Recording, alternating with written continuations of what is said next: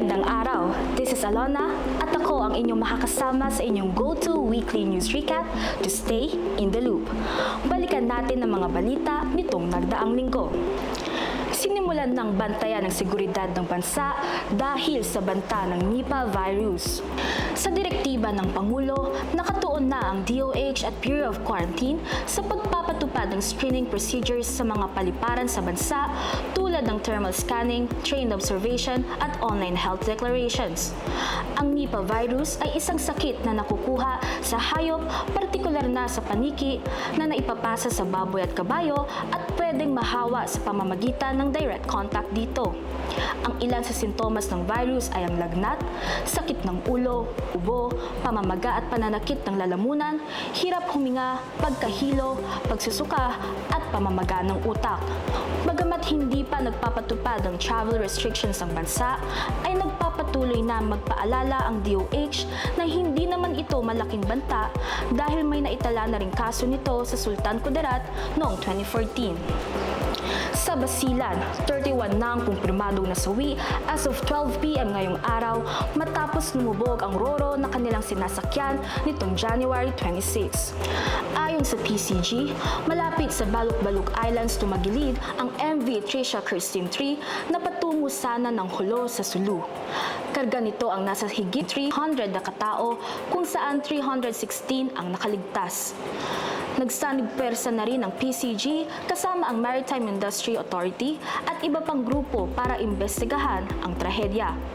Ongoing na rin ang pagsisid ng technical divers maging ang pagde-deploy ng remotely operated vehicles o ROVs para sa search and rescue operations. Samantala, sinuspinde na ang Allison Shipping Lines na kumpanyang nagmamay-ari ng barko dahil napag-alaman din na may ibang barko na rin itong lumubog dati. Nakaligtas sa pananambang si Sheriff Aguac Mayor Ahmad Ampatuan habang nasawi naman ang dalawa sa kanyang escort sa Maguindanao del Sur. Sa ulat, dalawang convoy ang nang-ambush sa opisyal dakong alas 6 ng umaga noong January 25. Makikita sa kumalat na video na isa sa mga sospek ang bumaba ng puting van at tinarget ang sasakyan ni Ampatuan gamit ang rocket-propelled grenade at nakita rin ang mga high-powered firearms na pinaputukan sa backup vehicle ng alkalde. Sa isinagawang hot pursuit operation, napatay ang 3 sa 4 na sospek habang isa ang nakatakas. Nabatid na ito ang ika-4 na beses na tangkang pagpatay kay Ampatuan. Patuloy namang inaalam ng mga awtoridad ang tunay na motibo ng pananambang sa naturang opisyal. Sa panayam ng DZXL News kay Bangsamoro Transition Authority o BTA, Deputy Speaker Attorney Omar Yasser Sema, sinabi niyang locally made ang ginamit na RPG sa pag-ambush kay Mayor Ampatuan. Sunod-sunod na lindol ang yumanig sa Sultan Kudarat simula noong January 21 hanggang January 29. Noong January 27, dakong 10:47 ng gabi, nangyanigi ng 4.7 magnitude na lindol ang katubigang bahagi ng Kalamansig, Sultan Kudarat. 3:54 naman ang madaling araw noong January 28 nang muling maramdaman ang nasa 5.1 magnitude na pagyanig sa kaparehong lugar at may lalim itong 5 kilometro at tectonic in origin.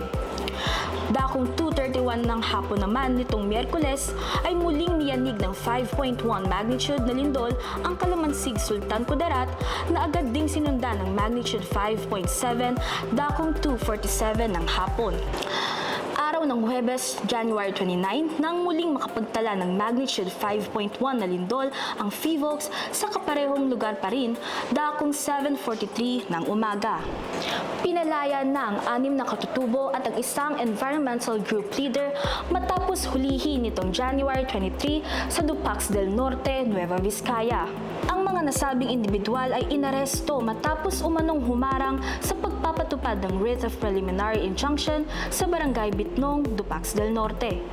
Sinampahan ng obstruction of justice at direct assault ang mga akusado, ngunit ibinasura din 3 araw matapos silang arestuhin.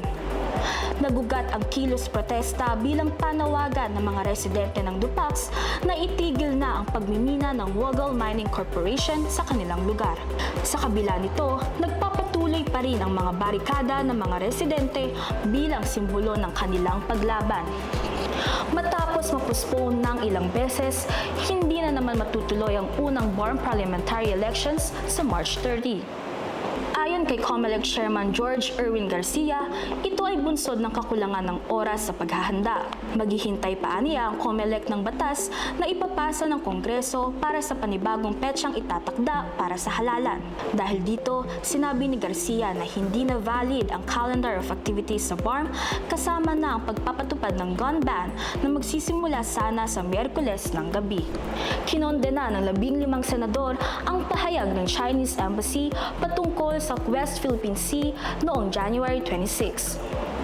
Ito ay kasunod ng kritisismo ng Embahada ng China hinggil sa pagtatanggol ng mga opisyal sa soberenya at maritime rights ng Pilipinas. Sa kaniyang privilege speech, iginiit ni Senator Risa Hontiveros na nasa Pilipinas tayo at wala tayo sa China. Ibig sabihin na silang mga senador ay mayroong freedom of speech o may karapatang ipahayag ang kanilang damdamin kasunod ng mga patutsada sa kanila ng Chinese Embassy. Nanawagan ng mga senador sa DFA na gumawa ng kaukulang hakbang para itaguyod ang dignidad ng ating bansa. Sa panayam ng DZXL News, sinabi ni Ontiveros na pinag-iisipan ng Senado na ideklarang persona non grata si Chinese Embassy Deputy Spokesperson Guo Wei dahil lumampas na sa hangganan ng diplomasya ang mga patutsada ng embahada. Sa ilalim kasi ng Vienna Convention ng Artikulo 41, iniuutos na bawal makialam ng mga dayuhang envoy sa mga panloob na gawain ng kanilang host state. Nasa maayos na ang kalagayan si Pangulong Bongbong Marcos matapos sumailalim sa medical observation noong nakaraang linggo dahil sa diverticulitis. Ayon sa Pangulo, ito ay isang karaniwang kondisyon lalo na sa mga may edad at dumaranas ng matinding stress. Mensahe naman ng Pangulo sa mga nais na siyang mawala sa pwesto. Huwag kayo muna masyadong excited dahil it's not a life-threatening condition. Kasunod nito ay nagpahayag ng pagkadismaya si Senator Amy Marcos sa kanyang Facebook page na wala umanong nag-aalaga sa Pangulo kaya ito nagkasakit.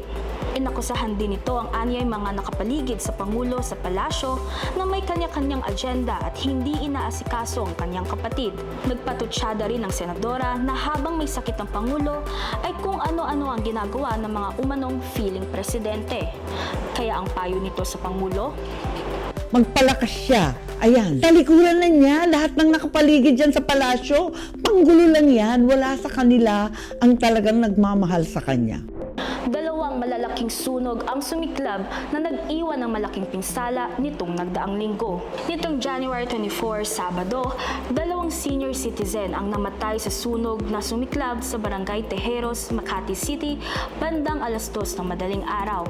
Inabot din ng 300 mga pamilya ang naapektuhan sa nangyaring sunog na naapula naman matapos ang 4 na oras. Habang nitong Miyerkules ay halos maabo na ang isang superstore sa Novaliches, Quezon City nang sumiklab ang sunog bandang 4:00 ng madaling araw. Nasa 60 fire trucks na ang rumisponde dahil sa laki ng apoy kung saan bandang 10:48 na ng umaga nang tuluyan itong maapula. Sa panayam ng DZXL News kay Bureau of Fire Protection spokesperson Anthony Arroyo, aabot na sa 500 million pesos ang danyos na tinamo dahil sa sunog. Habang iniimbestigahan naman ng BFP ang nag-viral na video kung saan nakita ang ilang fire volunteers na nanguha umano ng ilang bote ng alak mula sa superstore. Tiniyak naman ng BFP na hindi galing sa kanilang hanay ang nasabing mga bumbero. Formal nang itinalaga si General Jose Melencio Nartates Jr. bilang hepe ng Philippine National Police. Ito ay matapos siyang magawaran ng 4-star rank nitong Miyerkules, January 28 na pinangunahan ni Pangulong Bongbong Marcos. Si Nartates ang kapalit ni dating PNP Chief Nicolas Torre III noong Agosto, ngunit nanatili itong acting PNP Chief dahil hinintay pa ang pagre-retiro ni Torre na ngayon General Manager na ng MMDA. At yan muna mga pangunahing balitang tumatak ngayong linggo. Manatiling mulat, manatiling may alam. This has been Alona, keeping you in the loop.